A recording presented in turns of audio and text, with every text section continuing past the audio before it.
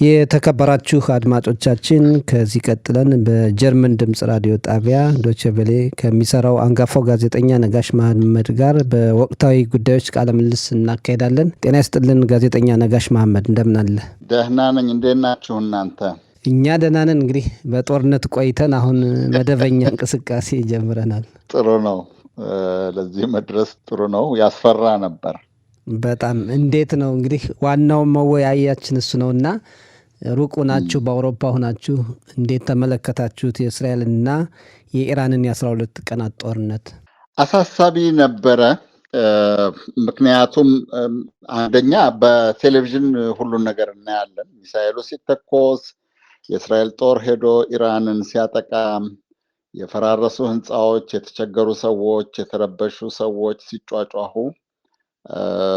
በቀጥታ እናያለን። አንዳንዱ ዘግናኝም አይነት ነው። ምክንያቱም ከጦርነቱ ምንም የማያተርፈው ወይም ደግሞ በጣም ትንሽ ይጠቀማል ተብሎ የሚታሰበው ተራው ሰው እናንተም ጋር ከዋሻ ወደ መኖሪያ ቤት፣ ከመኖሪያ ቤት ወደ ፈራረሰ ህንፃ ሲሯሯጥ፣ ኢራን ጋር እንደዚሁ ከስፍራ ስፍራ ሲሯሯጡ እናይ ነበር እና ያሳዝን ነበረ በእውነቱ።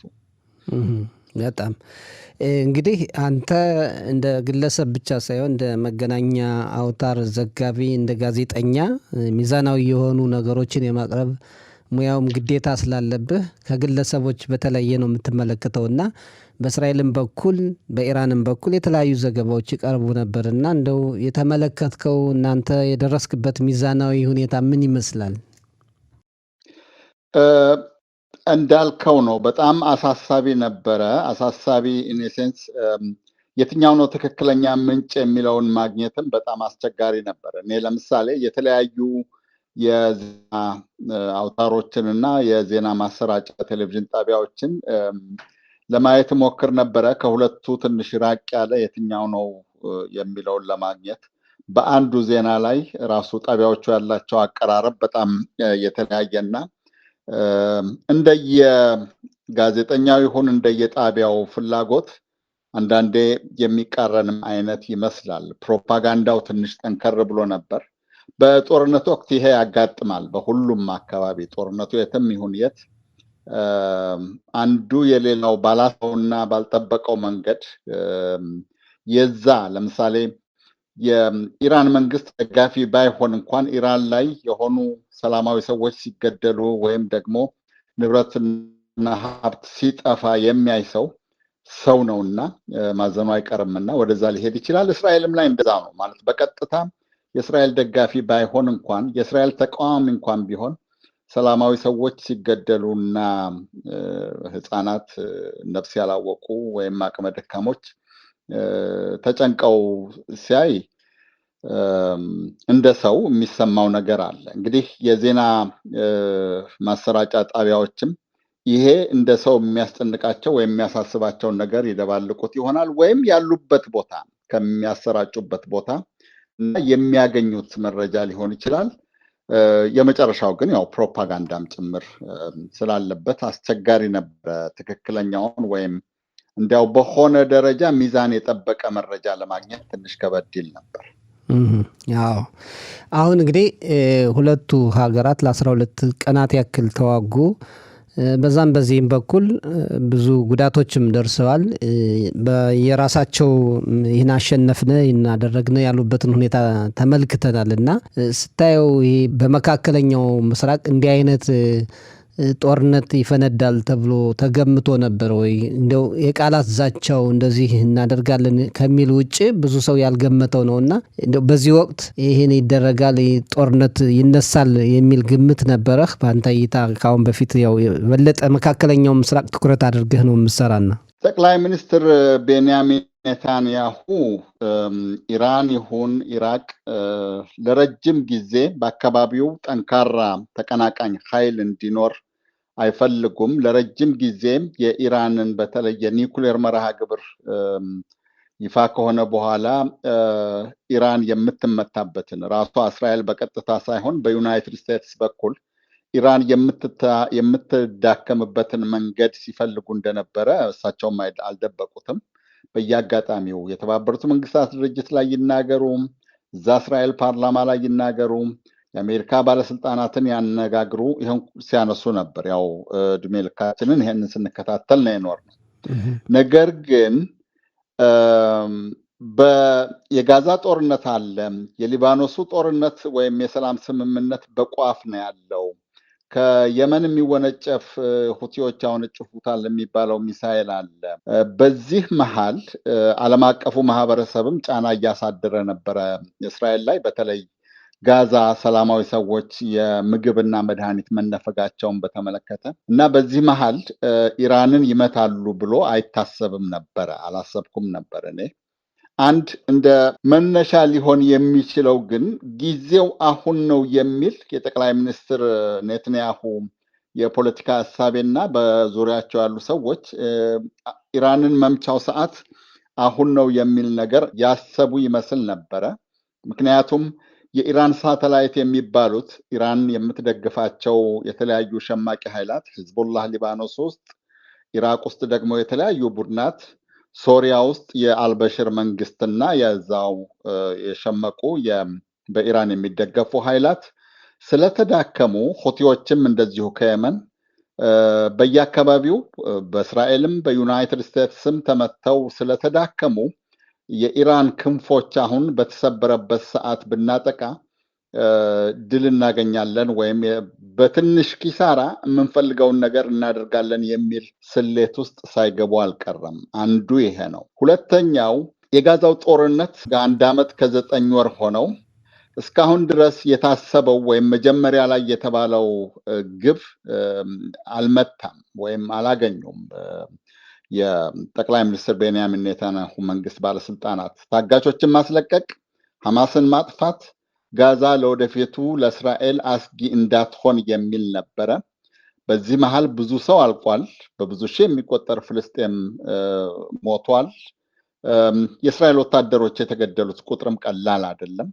ወደ 800 አሁን ቅርብ ጊዜ አንብቤያለሁ።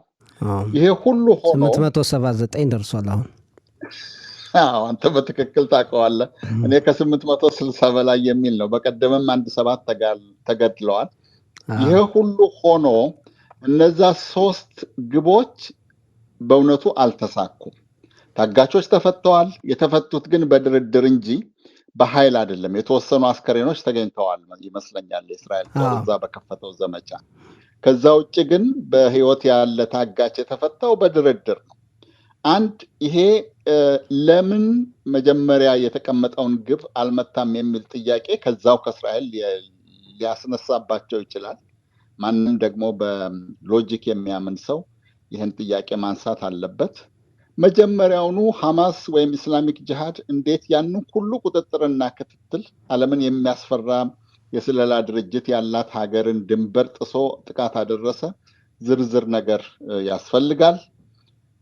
ዩናይትድ ስቴትስ ደግሞ ከኢራን ጋር የጀመረችው የኢራንን የኒኩሌር መርሃ ግብር ለማስቆም ለ5 ዙር አድርጋ 6ኛ ዙር ድርድር ላይ ነበረች። ይሄ የተጀመረው ድርድር ወደ ስምምነት ከሄደ ለጠቅላይ ሚኒስትር ቤንያሚን ኔታንያሁ ካርዳቸውን ያቃጥልባቸዋል። በዚህ ምክንያት የኢራንን ጦርነት ወቅቱ አሁን ነው ወይም ኢራንን መምታት ወቅቱ አሁን ነው ብለው የተነሱ ይመስላል። በምንም መንገድ ግን የዛን ቀን ማታ ይፈጠራል ብዬ አልጠበቅኩም ነበር። አሁን ጦርነቱ ተካሄደ፣ ብዙ ጉዳቶች በዛም በዚህም የደረሱበትን ሁኔታ ተመለከትን። ለወደፊት የሚኖረው አንድምታ ምንድን ነው? ሁለቱም ሀገራት ያው ጠላትነት መቀጠል ነው ወይስ እንደው የሆነ ሰላም ሊያመጣ የሚችልበትን አጋጣሚ ሊፈጥር ይችላል ብለህ ታስባለህ? ሰላም የማምጣት እድሉ ሰፊ ነው። እርግጥ ነው አሁን የምንሰማው ለነገሩ ሁለቱም ዩናይትድ ስቴትስም ተጨምራ 3ቱም ለየህዝባቸው ያው ድል አድራጊ ነን፣ አሸንፈናል፣ ዓላማችንን ከግቡ አድርሰናል እያሉ ፕሮፓጋንዳ ማሰራጫታቸው የሚጠበቅ ነው። ይሄ ተሸነፍኩ መቼም አይልም ማንኛውም ኃይል። ስለዚህ አሁን ያለው ፕሮፓጋንዳ በጣም የተካረረ ነው የሚመስለው።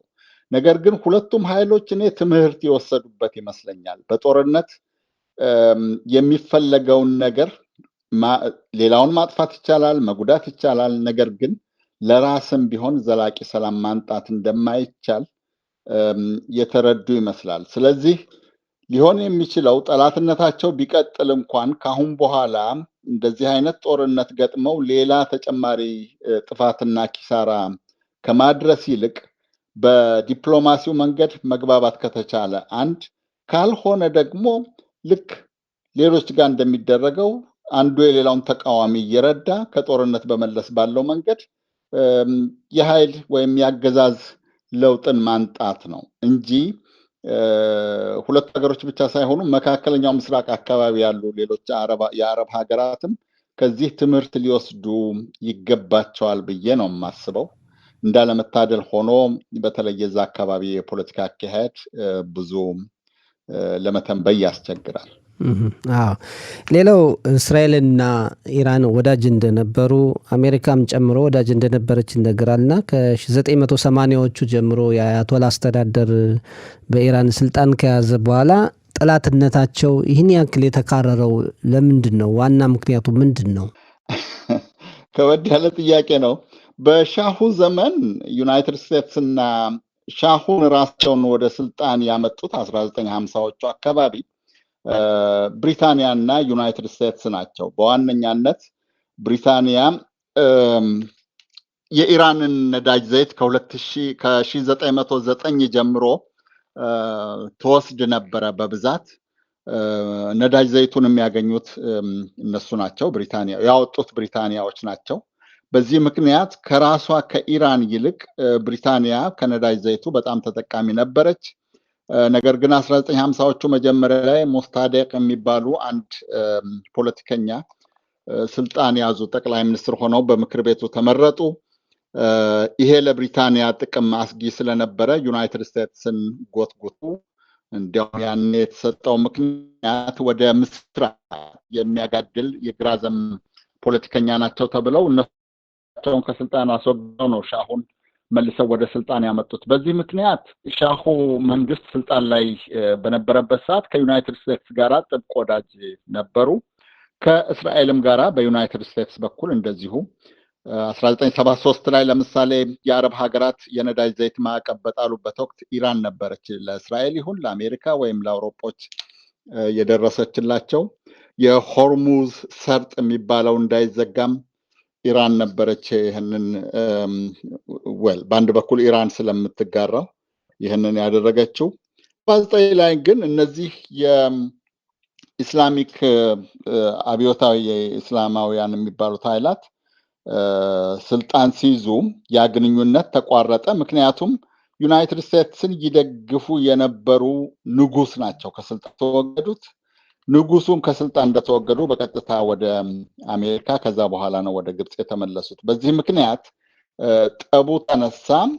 እንደገና እነዚሁ ኃይላት እስላማዊ አብዮት የሚል ነገር ስለያዙ ለእስራኤል ብቻ ሳይሆን እዛ አካባቢ ላሉ እንደ ሳውዲ አረቢያ ላሉ በተለይ በነገስታት ለሚተዳደሩ ሀገራት ስጋት ሆኑ። ይሄ ተመሳሳይ ነገር እኛ ጋም ይመጣል፣ እኛ ጋም ይሰራጫል የሚል ፖለቲካዊ የሆነው ማለት ነው ፍርሃት አለ። አለበለዚያ አሁን የኢራን የኒኩሌር መርሃ ግብርን በአሜሪካኖች ድጋፍ ነው የተጀመረው ያኔ እና ይሄ የአይዲዮሎጂ ልዩነት ያስከተለው ነው። የኢራኖችም መርህ እስላማዊ እንደገና ደግሞ አብዮታዊ የሚል ስለነበረ የነበረውን እስከዛ እስከ 1979 እነሱ ወደ ስልጣን እስከሚመጡ ድረስ የነበረውን በአካባቢው የነበረውን ስርዓት ያናጋ አይነት ነው። በነገራችን ላይ ኢራን ከእስራኤል ጋራ ብቻ ሳይሆን ከግብፅም ጋራ፣ ግብፅ የጦር መኮንኖች ናቸው ለረጅም ጊዜ የሚመሯት፣ ከነሱም ጋራ ሰላም ወይም ፍቅር አይደለችም። ብዙዎቹ የሺአ የሱኒ ምናምን የሚሉት ነገር አለ። በመሰረቱ ግን ይህ አይደለም ልዩነቱ። የሺአና የሱኒ ልዩነት ቢሆን ኢራን ሐማስን ልትረዳ አትችልም ነበረ። ሐማስ የኢስላሚክ ወንድማማቾች ወይም ሙስሊም ብራዘርሁድ የሚባለው የኢጅፕት የግብፅ ተቀጽላ ማህበር ውጤት ነው እና ከሃይማኖቱ ሮል የተጫወተው ሚና ሊኖር ይችላል፣ ግን የፖለቲካ አይዲዮሎጂ የፈጠረው ችግር ነው የሚመስለኝ።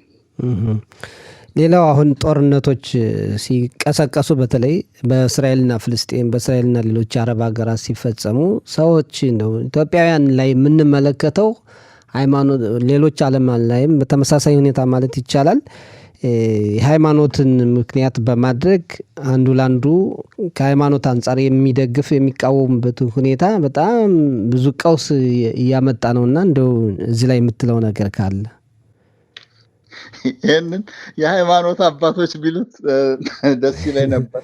እኔም በየጊዜው የማየው ችግር ነው፣ ኢትዮጵያውያንን ጭምር። የትኛውም ሃይማኖት በእኔ እውቀትና የመረዳት ልክ ሰብአዊነትን ነው የሚሰብከው። ሰውን ግደል የሚል ሃይማኖት እኔ አያውቅም። የትኛውም ሃይማኖት ለሌላው ሰው እዘን ነው ወይም ደግፍ፣ እርዳ ነው የሚለው። የትኛውም ሃይማኖት ጦርነትን፣ የትኛውም ሃይማኖት የሌላው ሃይማኖትን ተከታይ አጥፋ የሚል ነገር የለም። በተለይ ሶስቱ ሃይማኖቶች እነዚህ መካከለኛው ምስራቅ የፈለቁት ይሁዳዊነት፣ ክርስቲያኒቲ፣ ክርስትናና እስልምና ከሚያለያቸው ነገር ይልቅ የጋራ የሚያደርጋቸው ሰዎቹ የጋራ ከመሆናቸው አንድ አይነት ከመሆናቸው ውጪ በተጨማሪ የሃይማኖቱ ሰበካ ወይም አስተምሮ የሚያቀራርበው ነገር ይበልጣል። የሚያምኑባቸው ነቢያት፣ የሚቀበሏቸው፣ የሚያደርጓቸው ስርዓቶች በሙሉ። ስለዚህ ይሄኛው በአንድ በኩል ብሽሽቅ አይነት ነገር ነው፣ ከአንተ እኔ እበልጣለሁ አይነት ነገር ነው። በሌላ በኩል አሁን በተለይ ሶሻል ሚዲያ ላይ የምናየው የዚህ ሶሻል ሚዲያ የሚባለው ነገር ራሱ አብሮት ይዞት የመጣው ችግር አንተ ብቻህን ነው ቤት ቁጭ ብለህ የምትጽፈው። ጓደኛህ አያይልህም፣ አለቃህ አያይልህም፣ ወይም ከአንተ የተሻለ ኤዲተር የሚባል ነገር እኛ በዚህ በጋዜጠኝነት የምናልፍበት የስራ ሂደት የለም። ስለዚህ እዛው ብቻህን የምታስበውን ብቻህን ትጽፋለህ፣ ብቻህን ትለጥፋለህ፣ እኔን ትጎዳለህ። መጉዳት ብቻ ሳይሆን ደግሞ ወይም አለማወቄ ብቻ ሳይሆን ብዙ ክሊክ፣ ብዙ ተመልካች፣ ብዙ ተከታይ የሚያገኝ ጽሁፍ ወይም ቪዲዮ በገንዘብ ይሸለማል። ይሄ እንግዲህ የዛ የማህበራዊ መገናኛ ዘዴው ባለቤቶች የፈጠሩት ነው። ለማስታወቂያ ይበሉ ለምናምን ይበሉ እና ይሄ አልጎሪዝሙስ የሚሉት ነገር አላቸው። የአልጎሪዝም ብዙ ሰው ካየልህ ብዙ ማስታወቂያ ይታያል ማለት ነው። ብዙ ማስታወቂያ ከታየ የለጠፈው ወይም ያንን ቪዲዮ ወይም ጽሁፍ ያዘጋጀው ሰው ብዙ ገንዘብ ወይም ስም ያገኛል ማለት ነው። በዚህ ምክንያት በነገራችን ላይ አሁን ይሄ ብቻ እኮ አይደለም፣ ስድብም እኮ አሁን እንደ ሙያ ተቆጥሮ ወጥተው ቁጭ ብለው ሲሳደቡ የሚውሉ አሉ። በቃ አንተን አንዳንዴ እኔ ሁለቱ ወይ ሶስቱ ሰዎች ዛሬ አንተ እኔን እንደዚህ ብለኸኝ ስደብ፣ እኔ ደግሞ ነገ ተነገ ወዲያ ሰድብሃለሁ እየተባባሉ እስኪመስለኝ ድረስ ይሄም አለ እና በሰዎች እርስ በርስ በሚያደርጉት ከአንተን የበልጣለሁ በሚባለው አይነት ውድድር መሀል ይሄ ነገር ሲጨመርበት ነገሩን በጣም አባባሰው። ኢትዮጵያ ውስጥም አሁን እያየሁ ነበረ። አንዱ የኢራን ደጋፊ ይሆናል፣ ሌላው የእስራኤል ደጋፊ ይሆናል፣ ሌላው የአሜሪካ ደጋፊ ይሆናል። በዛ መሀል ስድብ አለ፣ ምናልባት ግጭትም ሊኖር ይችላል። ይሄ ግን ስሜትን ከማራገብ ባለፍ መሰረታዊ ምክንያት ኖሮት አይደለም። በነገራችን ላይ አንዳንዶቹ ብዙዎች ይቻላል እንዲህ አይነት ነገር የሚጽፉት ወይም እንዲህ አይነት ነገር የሚያሰራጩት በኢራንና በእስራኤል መካከል፣ በአይሁድና በእስልምና መካከል ወይም በክርስትና መካከል ያለውን አንድነትና ልዩነት አውቀውት አይደለም። ለራሳቸው ጥቅም ሲሉ ነው። ብዙ እናያለን። በጣም ተገቢነት የሌላቸው ነገሮችም ሲነገሩ እንሰማለን። የህብረተሰብን ህዝብን የሚከፋፍል ነው እና ቢቆጠቡ መልካም ነው። የማይጠቅም ነገር ነው። ሌላው እንደው መጨረሻ ላይ አሁን በነበረው የጦርነት ሁኔታ ባለው የመካከለኛው ምስራቅ ነባራዊ ሁኔታ አንጻር እንደው በዚህ በጋዛ ሰርጥ የሚካሄደው ጦርነት በቅርቡ በስምምነት ይቋጫል የሚል እምነት አለ ወይስ እንደው ቀጣይ ሊሆን ይችላል? እኔ በጣም ቀላሉ መንገድ አሁንም ቢሆን መስማማት ይመስለኛል። ታጋቾች መለቀቅ አለባቸው። የፍልስጤም ህዝብ ማለቅ የለበት። እስራኤልም የእስራኤል መሪዎችም ወደ ራሳቸው ረጋ ብለው ጊዜ ወስደው በዚህ ጉዳይ ላይ ተነጋግረው ሁነኛ የሆነ መፍትሄ ትንሽ ሊዘልቅ የሚችል መፍትሄ ቢያመጡ ወይም ቢያስቡ የተሻለ ነው። ምክንያቱም አሁን ባለንበት ሁኔታ ፍልስጤምን ሊወክል የሚችል ምንም ኃይል የለም፣ ወይም የተበታተነ ኃይል ነው። በጦር ኃይል ይሁን በኢኮኖሚ ይሁን በምንም በፖለቲካ ይሄ ነው የሚባል ኃይል የለም።